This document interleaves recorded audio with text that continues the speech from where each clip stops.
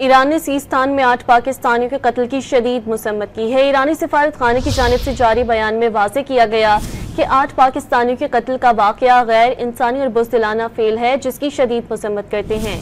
دہشت گردی پورے خطے میں دیرینہ اور مشترکہ خطرہ ہے۔ غدار عناصر بین الاقوامی دہشت گردوں کے ساتھ مل کر خطے میں سلامتی اور استحکام کو نشانہ بناتے ہیں۔ ایرانی سفارت خانے کی جانب سے واضح کیا گیا ہے کہ دہشت گردی اور انتہا پسندی کے مکمل خاتمے کے لیے تمام ممالک کو مشترکہ کوشش کرنی ہوگی۔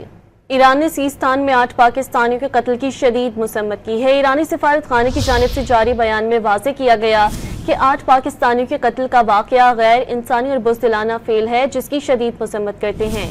دہشت گردی پورے خطے میں دیرینہ اور مشترکہ خطرہ ہے۔ غدار عناصر بین الاقوامی دہشت گردوں کے ساتھ مل کر خطے میں سلامتی اور استحکام کو نشانہ بناتے ہیں۔ ایرانی سفارت خانے کی جانب سے واضح کیا گیا ہے کہ دہشت گردی اور انتہا پسندی کے مکمل خاتمے کے لیے تمام ممالک کو مشترکہ کوشش کرنی ہوگی۔